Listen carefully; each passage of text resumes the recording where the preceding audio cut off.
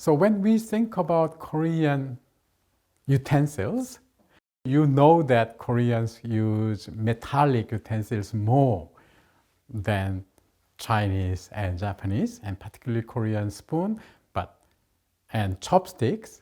Unlike China and Japan, where they use wood or bamboo, Koreans use metallic utensils, which is very unique, as a matter of fact.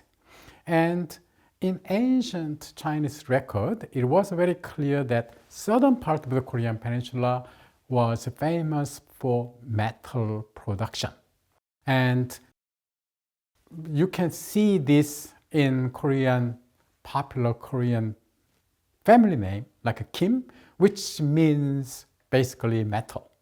Now, Kim originated from Silla, the southernmost dynasty in the Korean peninsula during the Three Kingdom era.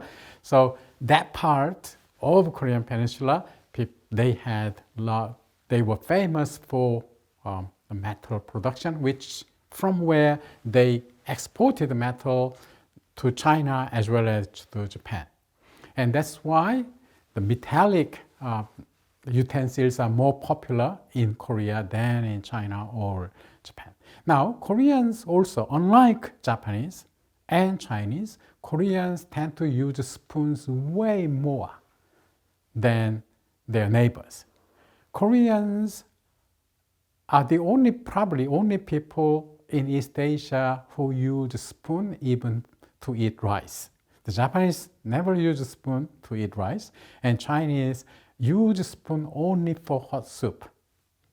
And also, Korean spoons and chopsticks developed for rice, banchan, side dishes, banchan, and soup format, as we will see.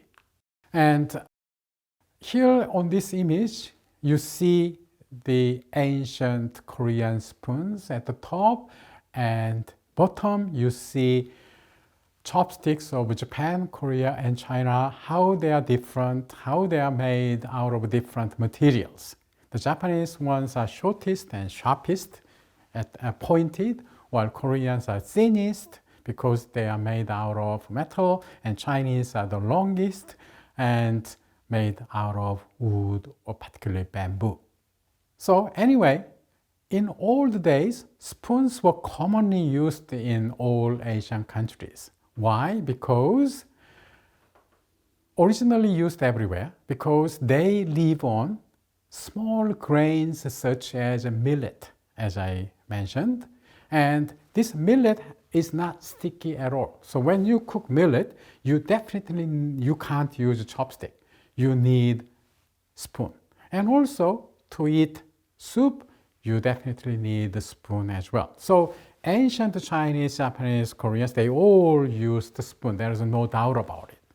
And use of spoons, however, declined in China with the prevalence of noodle.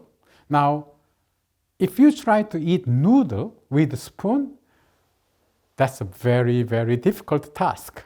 And that's why around the Yuan dynasty, when noodle became more prevalent in Chinese diet, Chinese started to use less spoon but more chopstick. And in Japan, with the prevalence of sticky Japanese rice, when Japanese started to eat rice, now sticky rice, which we Koreans eat as well, and they are rather sticky, and that's the rice you use for kimbap and sushi and so on. Okay? So now this kind of rice is difficult to eat the rice with a spoon because rice will stick to your spoon. But chopstick is much easier. And that's why in Japan, since that time, spoon declined. Nevertheless, in Korea, spoon never declined. Again, as I said, that's because their interpretation of all the Confucian tradition, and also Koreans having strong soup and stew culture in Korean diet, they needed spoon continuously. And chopsticks, as I said, Koreans use metallic chopstick, while the wooden chopsticks for China and Japan. And ancient Korea was, as I said, known for metal production, and also the length and thickness and everything is different among the chopsticks of Korea, Japan, and China. Continuing this story, as pop, cooked rice, banchan, side dishes, and cook soup meal system was established, Koreans needed both spoon and rice. And a banchan included kimchi and namu. The typical Korean banchan was kimchi and namu. And kimchi follows to virtually any meal.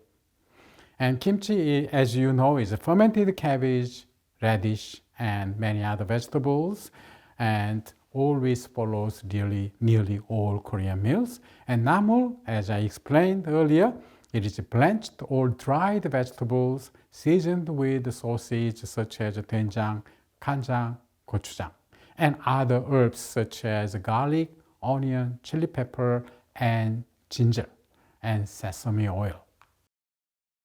Now, this meal system allows the palate, the mouth, to taste a multitude of different flavor combinations, which means when you have a pop, the steamed rice, with various side dishes, each spoonful of rice after you have, now you, depending on which banchan you choose next, in your palate, mixed with rice and banchan, will create a different taste every single spoon.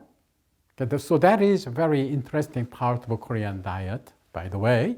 Unlike Western diet, that you eat meat and you only have meat in your mouth and you taste the meat.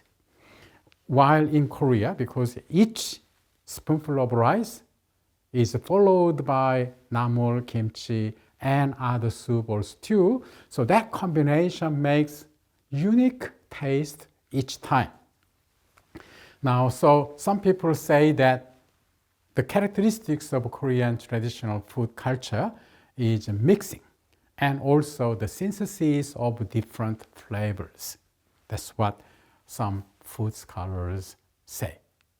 Okay, so this is the end of the 6th session, and let me summarize what we have learned today.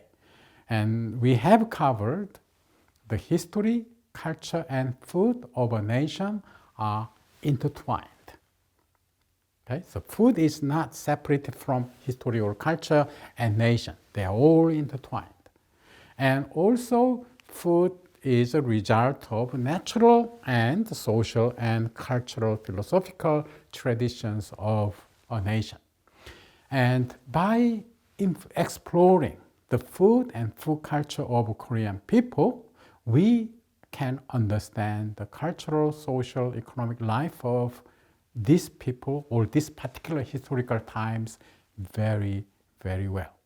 So in conclusion, Korean food today is the result of or influenced by the cultural, not only geophysical, but also cultural environment. And in this environment, Koreans have developed a very unique food culture, which is different from those of their neighboring countries, such as China and Japan. And thank you very much for your attention until now, and I will see you next time. Thank you.